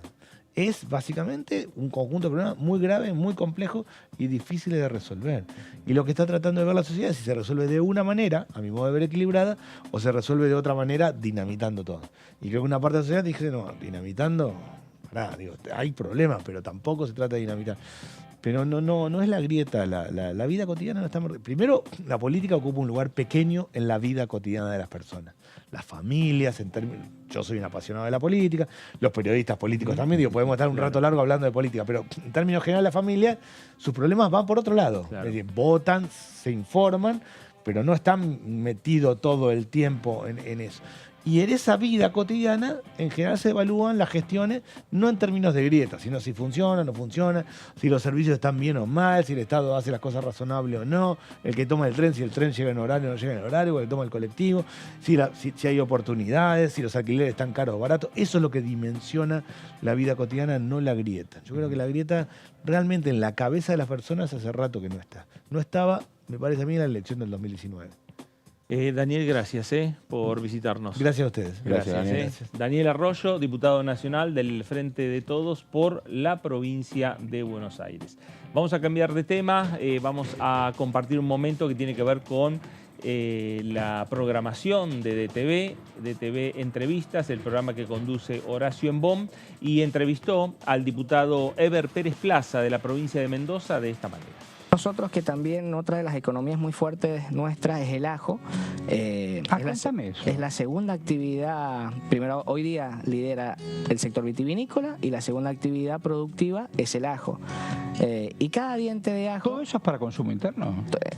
Consumo interno y exportación. Mira. El producto ajo, el 80% tiene un destino comercial de exportación y un 20% entre semilla que queda para la República Argentina, semilla para volver a plantar, sí, claro, y consumo interno a través de ristras y cabezas de ajo que se comercializan en el mercado. Yo he tenido una amplitud política muy amplia, muy fuerte. Yo he podido recorrer y poder, en momentos duros de la política argentina con Brasil, poderme reunir y trabajar y dialogar con dirigentes opositores, que en ese momento, como por ejemplo fue Jair Bolsonaro, que era la mayor autoridad de Brasil, y nosotros teníamos problemas en Argentina con el tema de importaciones. ¿Y usted logró destrabar eso? Y logramos agilizar el comercio exterior a través de un viaje que realizamos, y la verdad que se puede cuestionar de que por qué me junto con personas que no piensan igual, pero la verdad es que el único objetivo mío es que las economías regionales fluyan, trabajen, y que la gente que estaba esperando en la frontera, como son los camioneros, tengan una vida un poquito mejor. Yo siempre he sido uno de los diputados que ha colaborado con el diálogo, con acercar voluntades, cuando muchas veces otros espacios tratan de dividir. Yo creo que no. Yo soy un diputado que ha acompañado proyectos que no tan solo han sido de nuestro espacio, sino que ha acompañado proyectos de personas radicales, por ejemplo, porque considero de que en la política no tenemos que pensar en equipos, sino tenemos que pensar en una comunidad, que todos juntos tenemos que apostar para el bien de los argentinos. Y tanto los peronistas como radicales y otras expresiones políticas, todos buscamos el bien común. Pues ese es el proyecto que tiene en estos momentos el candidato Massa. Exactamente. Y hay que empezar a entenderlo y a practicarlo, no tan solo en un momento de elecciones. No solamente enunciarlo, dice. No enunciarlo, sino irlo trabajando. En el caso particular nuestro, siempre lo venimos haciendo y lo venimos llevando a cabo, porque considero que todos tenemos cosas buenas por aportar, sí, claro, y creo en los equipos de trabajo. Y esto, lo mejor que nos puede pasar a Argentina es que todos tiremos para el mismo lado, con el objetivo común que todos vivan un poquito mejor. Bueno, ahí estaba DTV Entrevistas, Horacio Embón, analizando diferentes proyectos, diferentes situaciones con el diputado Eber Pérez Plaza del Frente de Todos por la provincia de Mendoza. DTV Entrevistas todos los viernes a las 23 horas por aquí, por Diputados Televisión. Bueno, Fabi, ahí está el tema de planteado que decía el diputado Daniel Arroyo. El Congreso que se viene es un Congreso de mucho diálogo.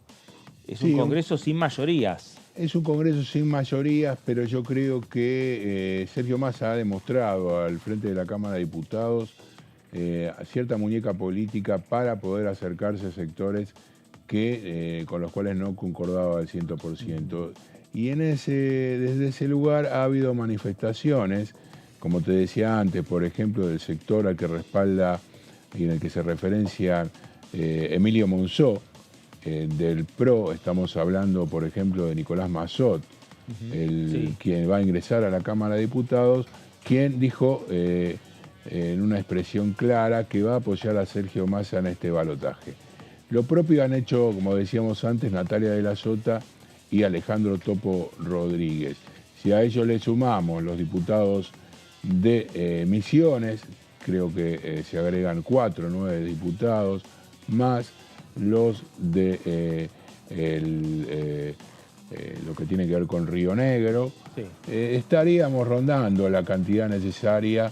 Seguramente faltarán algunos radicales allí con los que tiene más acercamientos, como por ejemplo la Devolución Radical, para poder avanzar en algunas sanciones.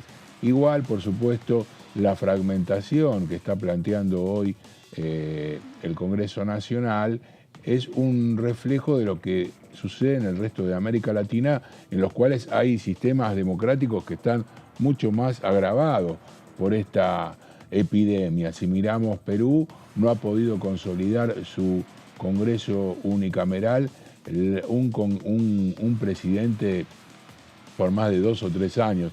La última es Boluarte, que ha reemplazado al maestro que había asumido en el año 2020. A Castillo. Y después, bueno, por supuesto hay un conjunto de diputados que van a asumir, que tienen una historia política prácticamente desconocida, si hacemos referencia a los de La Libertad Avanza, que te llegarían a 38 o 40 legisladores, pero que ya han anticipado algunos de ellos que luego del acercamiento con Mauricio Macri, de Javier Milei, se han sentido defraudados y marcharían a conformar unibloques. Claro. Desde ese lugar, entonces, no está muy claro el panorama que vaya a tener todavía la Cámara de Diputados.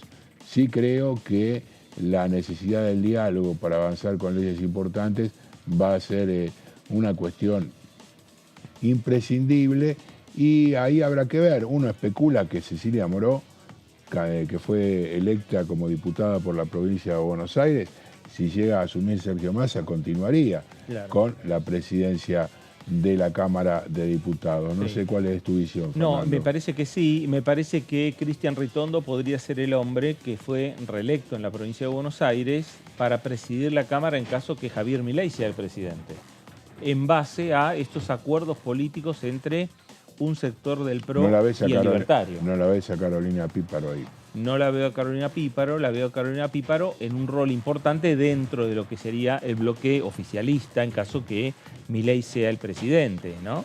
Bueno, creo que son todos interrogantes. Sí. Me parecería extraño que Cristian Ritondo, siendo un pro puro, sea el presidente de la Cámara de Diputados y no un propia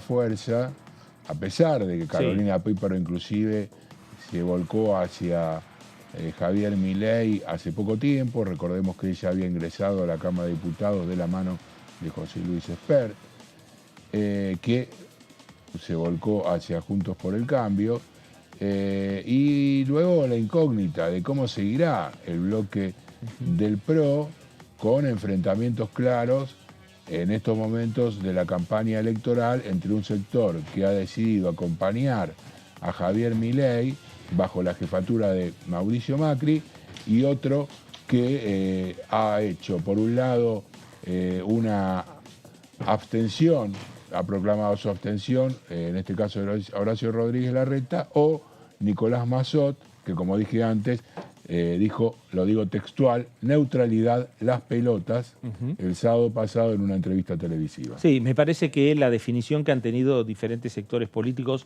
como fuerzas políticas de plantear la semana pasada neutralidad para las elecciones, con el correr de los días los representantes o los dirigentes o los legisladores van a ir definiendo, bueno, su inclinación hacia dónde va a estar el voto el día del próximo 19 de noviembre en el balotaje que se va a realizar en toda la República Argentina. Diputado Eduardo Valdés, ¿cómo le va? Gracias por visitarnos. Un gusto. ¿Cómo le va? No le pregunto por dónde va a ir su voto para el día del balotaje. Ya está definido. El mío es voto cantado. Parecido al de Massot. También.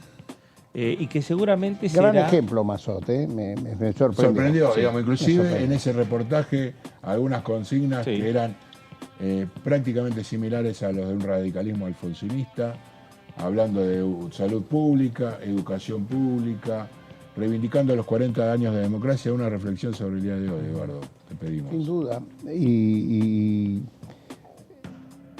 el Chanqui Cáceres. Ah, sí, claro. A mí también me pasó con Massot lo mismo que con el Chanqui Cáceres. Me emocionaron sus palabras. Y cuando un político emociona, está haciendo el verdadero rol de la política, ¿no? Y son cuadros políticos. Se nota que son cuadros políticos. Claro. Que no están repitiendo un libreto, que hablan desde las tripas, desde las convicciones.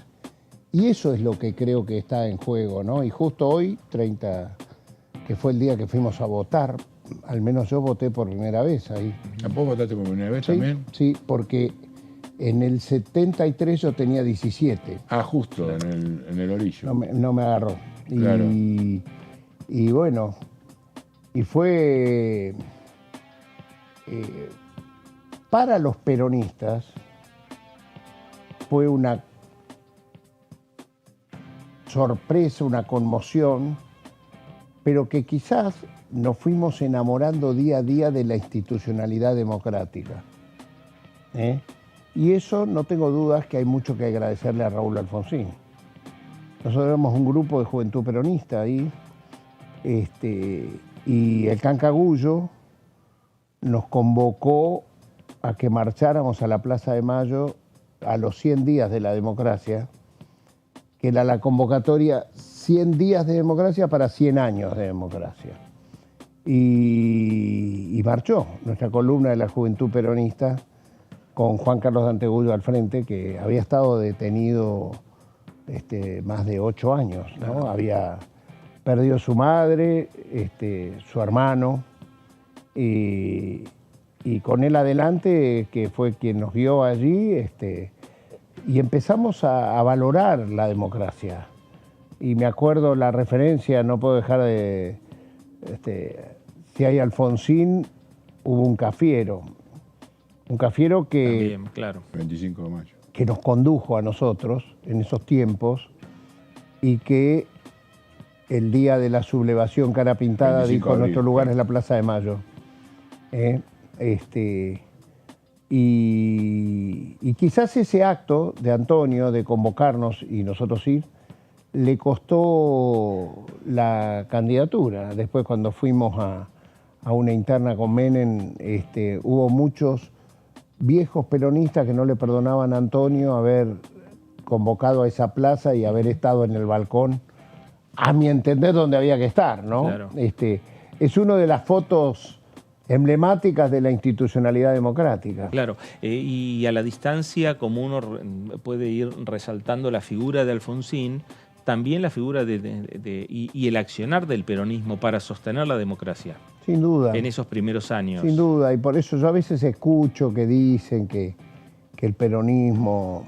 Mire, primero, en la época de la dictadura nosotros tuvimos un gran presidente del Partido Justicialista, llamó Deolindo Vittel, que se puso a la altura de la... Primero tuvimos, permítanme decirle, Isabel Perón estuvo 5 años presa. Es la presidenta que más años ha estado presa, la presidenta constitucional, que, como siempre, los peronistas pusimos los presos. Siempre los que han estado presos son los nuestros. Y por eso mi respeto, ayer creo que, o anteayer, se cumplió 90 años Isabel, y quizás nosotros no nos comportamos con ella como ella se comportó. En esos 5 años callada la boca, y nunca nos reprochó absolutamente nada. Y la verdad que después, aún en libertad, creo que no estuvimos a la altura de las circunstancias, porque ella fue la mujer de Perón, la compañera de Perón de los 18 años más difíciles de su vida, de la vida de Juan Perón, que debe ser el exilio. No por eso los romanos, no por algo los romanos, no, los griegos, la peor pena, más que la pena de muerte, era el exilio, el sacarte de la tierra de uno, ¿no? Y ella lo acompañó y encabezó misiones que Perón le encomendaba, a venir a la Argentina y bancarse lo que le decían en ese tiempo. Así que bueno, también, digamos, ¿no? Entre los 30.000 desaparecidos, los compañeros que tuvieron que exiliarse y todo eso, también está quien fue presidenta en ese momento, que fue 5 años y pico detenida, presa. Y Alfonsín fue el que la reivindicó. Mira qué justo, mira qué increíble. Fue Alfonsín que la invitó a la Argentina cuando él asume. Que ella, cuando le hacen la conferencia de prensa, hace la conferencia de prensa diciendo otro. Pero bueno, estamos en el periodo más largo de democracia plena en la Argentina, ¿no? Y por eso duele cuando uno escucha a Javier Milei o los análisis históricos que hacen, donde parece que todo empezó con la ley Sáenz Peña. Claro. O sea, el problema en la Argentina empezó con Hipólito Yrigoyen, que fue el primer presidente electo por voto universal, sin las mujeres, pero claro, la ley Sáenz Peña que permitía... Y todo empezó así, está claro, ¿no? El otro que le propone que haga lo de Julio Argentino Roca, que romper relaciones con el Vaticano, aunque fueran otras las condiciones que hubo en ese momento. pero siempre reivindican cuando no participaba el pueblo. Y también se equivocan cuando hablan de que Leandro Alem era, lo acusan, o sea, en la versión mileísta de la historia es, Irigoyen es el populista y Leandro Alem viene a ser el antipopulista. A veces se equivocó, ¿no? Leandro Alem hizo varias revoluciones, que yo sepa, claro, antes de que Sáenz Peña diera la ley que permitió a todos votar a partir de la intransigencia, claro, que llevó adelante Leandro Alem, ¿no?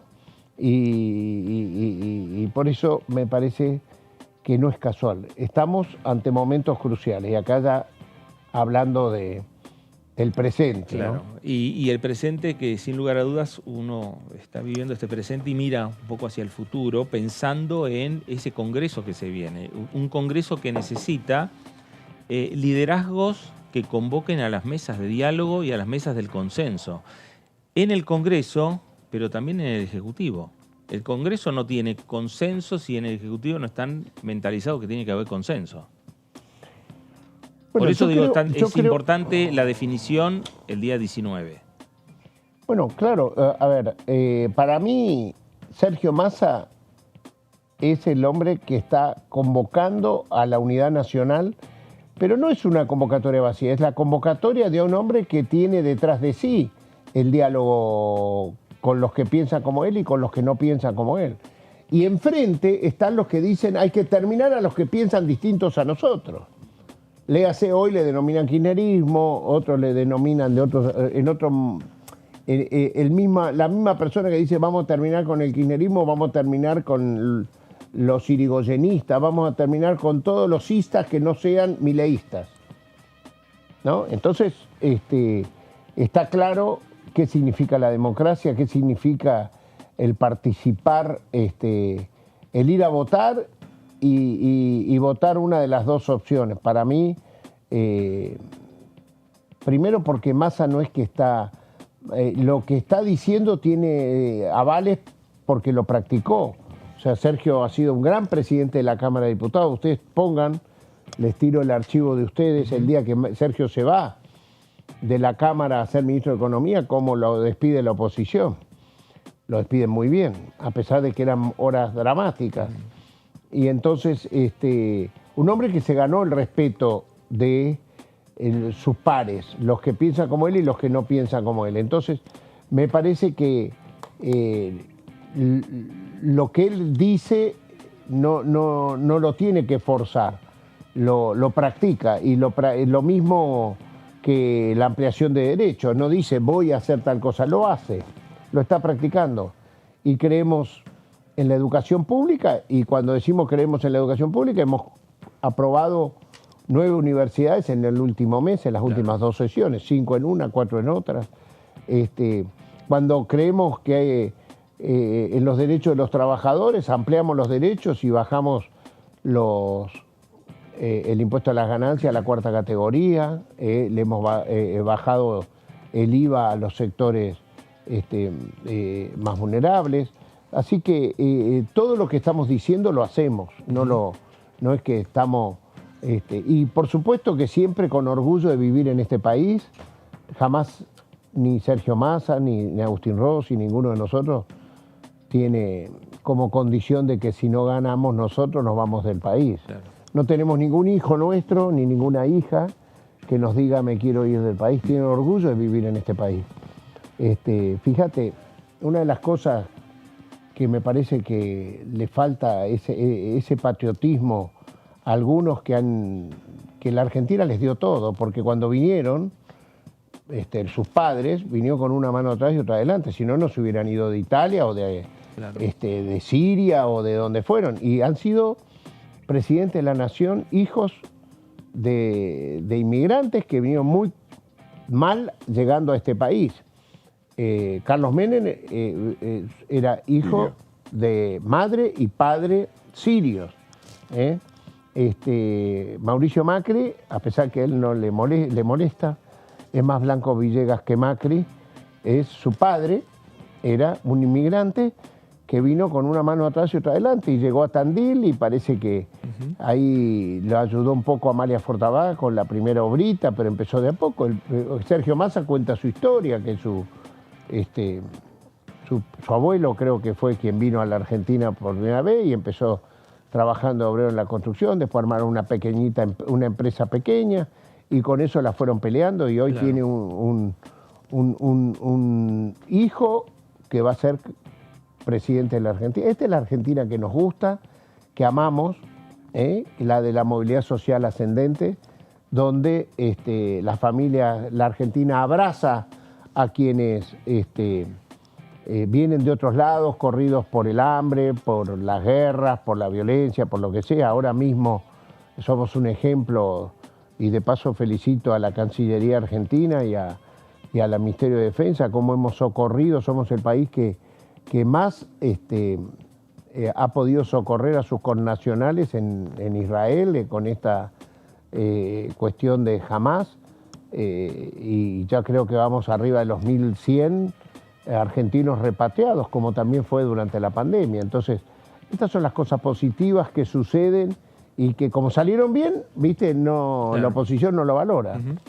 Y desde ese lugar hablas de oposición, ¿qué parlamento pensás que viene? Ya está definida la cantidad de diputados que va a tener cada uno de los bloques, un poco más de 90 Unión por la Patria, creo que se va a empezar a llamar así desde el 10 de diciembre, y el resto, bueno, bastante menos Juntos por el Cambio. Hay un conjunto de diputados provinciales que van a ser más importantes. ¿Cómo visualizás el futuro de la Cámara de Diputados? Mirá, si yo aspiro a que nuestro gobierno sea un gobierno de unidad nacional, aspiro a que esta Cámara represente esos valores y podamos trabajar en conjunto.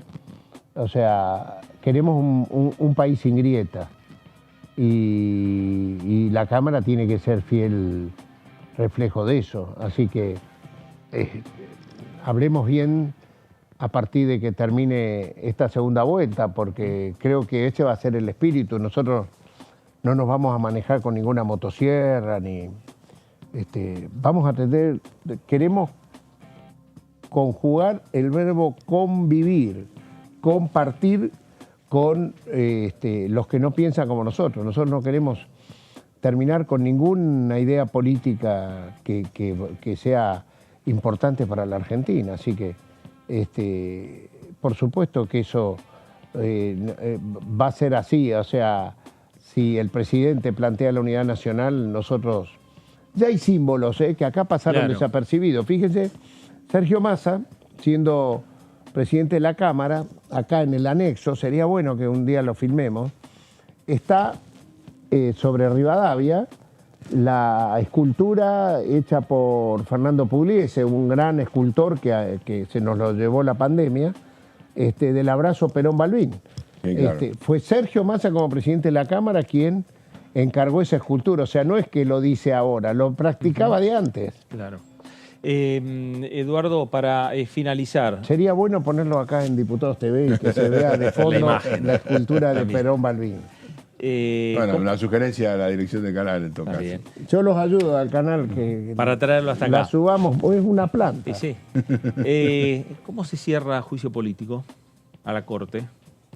Bueno, este viernes tienen que vence el plazo para que los ministros contesten y a partir de ahí nosotros tomaremos las decisiones, contesten lo que ya le hemos mandado. Claro.